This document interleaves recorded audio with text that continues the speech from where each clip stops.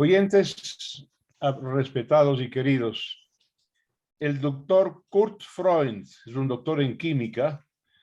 Su doctorado lo alcanzó en Inglaterra, tiene especialidad en materia de business, de negocios, en el MIT. Ha sido docente de varios centros universitarios, conferencista. Ha dirigido varias entidades célebres de la empresa privada ecuatoriana y es escritor además de libros de orientación cívica y patriótica siempre. Su último libro me gustaría describirlo porque Kurt ha escogido unos colores que yo los llamaría un poco desvaídos, pero el título de su libro último es El mundo que vivirán nuestros hijos y tiene una portada realmente seductora.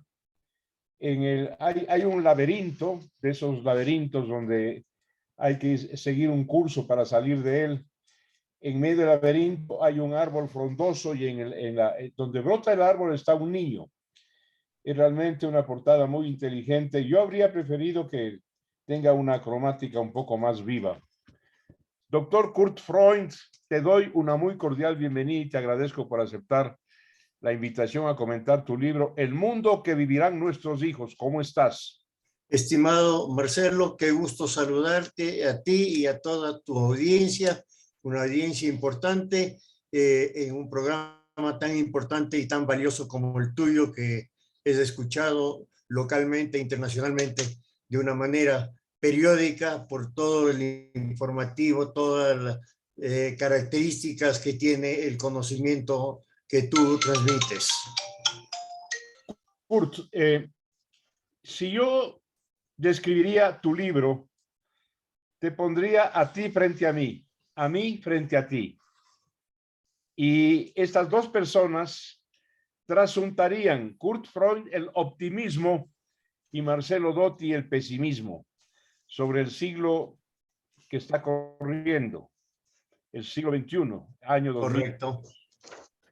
Tú ves el mundo en azul, con una perspectiva realmente extraordinaria en varios temas que tocas. Ya vamos a entrar en ellos.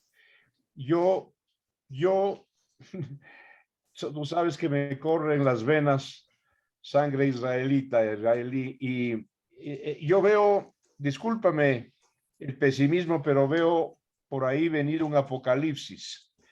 Tu libro es optimista y te felicito por eso, al mismo tiempo que lamento por mí. Bueno, bajo ese esquema, yo creo que sí, digamos, el libro no trata de ser optimista ni pesimista, sino presentar un panorama real de un mundo que se viene y que está encima de la gente que está alejada de lo que hoy día está sucediendo en el mundo, porque justamente ahorita estamos cerca de un conflicto mundial, estamos en un conflicto nacional, con todo lo que tiene que ver los avatares políticos, los avatares económicos y los intereses de grupos a lo largo y ancho del mundo que cambian mucho lo que es el panorama exclusivamente académico, exclusivamente el de desarrollo mundial, el exclusivamente de posiblemente el 98% de la gente del mundo. Entonces, para los que somos habitantes de un mundo en ese 98%, que no decidimos la política del mundo, que no decidimos, tenemos que seguir con el labor de día a día para desarrollo, para sustento, para crecimiento de las familias y de nuestro entorno, para mejorar la vida futura de la gente y para esperar un futuro mejor, porque el día de mañana, si un señor que se declara el mundo de su capricho y dice, cuídense que puedo usar armas nucleares, bueno, poco puede hacer la gente para defenderse contra esa situación, sino esperar que simplemente estar no en el sitio equivocado en ese momento, como es con cualquier situación catastrófica, como un terremoto, como un huracán, como una otra situación que pueda darse, una inundación que si uno está en el sitio equivocado, lamentablemente es un número más de las víctimas sin tener voz ni voto sobre lo mismo. Pero el libro, en este caso, trata más bien de decir, ok, si vamos a sobrevivir, vamos a tener que vivir en un mundo los próximos siglo XXI, qué es lo que debemos hacer, hacia dónde debemos orientarnos y cómo debemos enfocar un poco ese océano azul, como tú lo pones. Kurt Freund, el doctor Henry Kissinger, célebre ya, fue ministro de Relaciones Exteriores de Estados Unidos, celebérrimo el doctor Kissinger, indicó que lo que viene después de la pandemia, nada o casi nada será igual. Y tu libro toca algunos aspectos que a mí me han llamado la atención. Fundamentalmente me lo he digerido, he entendido, pero quiero que tú nos expliques cómo ves tú el cambio cuantitativo y cualitativo de la educación en el mundo. Bueno, lo que hay que partir de es de una premisa de que la educación en el mundo, básicamente en la gran mayoría del mundo, es todavía modelo siglo XIX aplicado y modernizado un poco en la transformación del siglo XX, pero no es la educación que se necesita hoy en el siglo XXI, donde todo es mucho más acelerado, mucho más cambios y donde la gente fundamentalmente tiene que entender conceptos y a base de esos conceptos poder hacer un análisis amplio y poder emitir sus propios criterios. Pero vemos que más bien desde que hay toda la nueva tecnología, la gente se reduce a un pensamiento de TikTok, a un pensamiento de Twitter y a un pensamiento de no poder leer una página entera de un periódico, de un libro o de una revista o de un artículo. Entonces, eso obviamente es que nos está reduciendo a un mundo mucho más limitado a la gran mayoría de gente y obviamente los pocos que sí pueden entender un horizonte transversal mucho más amplio, multidisciplinario, son los que van a sacar ventaja en este mundo. ¿Crees tú, Kurt, que la educación va a dejar el tiempo decimonónico, siglo XIX, una educación historicista, erudita, literatura, historia, las ciencias sociales, en definitiva, para introducirnos como raza humana en una educación cada vez más matemática, más tecnológica, más específica? No, en realidad yo no creo eso. Yo creo que el mundo va a tener más oportunidades con trabajos en esas áreas, pero yo no creo que debe reducirse a eso. Y de hecho, por ejemplo, si pensamos que la educación más transformativa que ha habido en estos últimos 30 años ha sido la educación STEAM, ciencia, tecnología, ingeniería, matemáticas. Básicamente ahora es STEAM, pero S-T-E-A-M, donde es arts, las humanidades. Entonces, no puede, se ha dado cuenta que no puede transformarse en lo que tú indicaste, sino que también es un compendio con las humanidades, porque las humanidades son parte componente integral de la vida.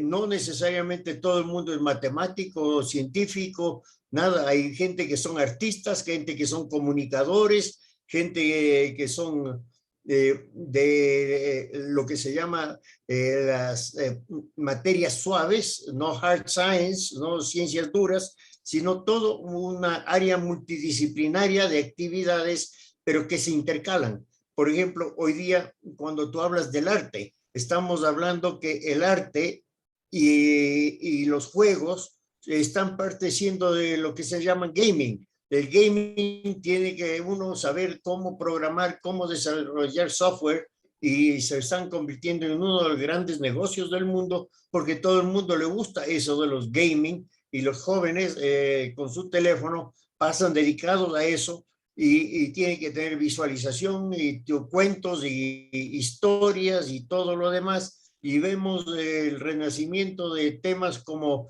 el cine de Marvel con Disney y la competencia con el tema Batman, Superman.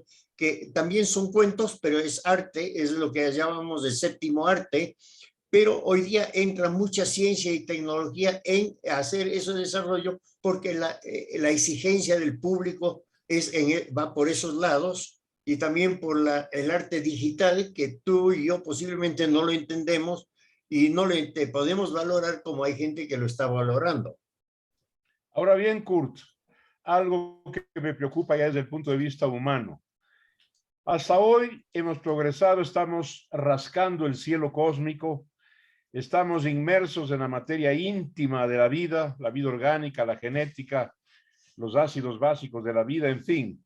Sin embargo, no hemos podido resolver todavía el problema de la desigualdad humana.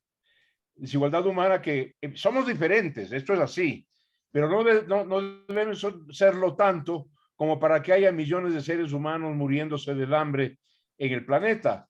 ¿Cómo crees tú que la tecnología que estás advirtiendo en tu libro puede ayudar a acercar las clases humanas a un mejor pasar, a una mejor vida, más democrática? Creo que es un tema muy válido y fundamental para la humanidad. Si nos abstraemos del tema político un poco, yo creo que la humanidad de una u otra manera está mejor que hace 100 o hace 200 años, que la gente pobre hoy vive mucho mejor porque de una u otra manera posiblemente hay 800 millones de gentes que viven en condiciones todavía paupérrimas en el mundo, pero estamos llegando a un mundo que hoy tiene 7.000 millones de habitantes, a un mundo que tiene 9.000 millones de habitantes, donde las presiones que va a haber sobre el entorno, tanto por espacio para cultivos, el espacio para disponibilidad de agua, para los riegos de esos cultivos, para la gente que está viviendo cada día más, porque es obvio que cuando nosotros éramos jóvenes, a un señor de 50 años o 60 años le decían anciano en el periódico. Me acuerdo, leíamos el periódico, anciano de 50 años murió atropellado o alguna cosa de esas, y no como crónica roja, sino como simplemente relatando el quehacer diario de la ciudad de Quito en esa época. Y hoy día tú y yo, que ya pasamos los 70, no nos consideramos ancianos, sino seguramente, no diría nuestra segunda juventud, pero nuestra tercera juventud en vez de nuestra tercera edad, desde el punto de vista que nos sentimos íntegros para poder laborar, para poder pensar, para poder discutir y para poder hacer cosas creativas todavía. Entonces yo creo que el mundo se extiende, y perdóname que me extienda en la respuesta, pero yo creo que para concretar, yo creo que las transformaciones tecnológicas que se dan, por ejemplo, el tema de no meat meat, la carne sin carne, que viene de producción a través de materiales genéticos de plantas o algo sin involucrar reses y ganado, y también hoy día ya se puede hacer carne de pollo sin los pollos, va a permitir que se pueda alimentar a un mundo más amplio con mejores características de proteínicas y algo, y a un precio mucho más competitivo y sin la contaminación ambiental que eso requiere, por ejemplo, la emisión de gases metano del ganado y todo lo que requiere la agricultura extensiva comparado con la intensiva que hoy se transforma, por ejemplo, en hidrofónica o algo donde es recirculado todos los materiales en granjas verticales en vez de granjas extensivas horizontales, y se vuelve a producir, por ejemplo, alimentación y vegetales 24/7, 360 días, aunque sea en Holanda donde hay inviernos que antes no se podía cosechar nada. Entonces yo creo que esos cambios y esas transformaciones son las que permiten que hoy un mundo pueda vivir mejor, y yo creo que lo mismo está sucediendo con microredes en base a energía renovable en África, donde vemos que ciudades que están distantes de otras ciudades grandes no tienen que tener una red y cableado porque es muy costoso, y se crean microredes en base a entornos locales, y eso está sucediendo no solo en África, sino en los mismos Estados Unidos. Entonces, yo creo que vamos a ver muchas transformaciones y en una forma acelerada que son disruptivas y que también afectan al establecimiento.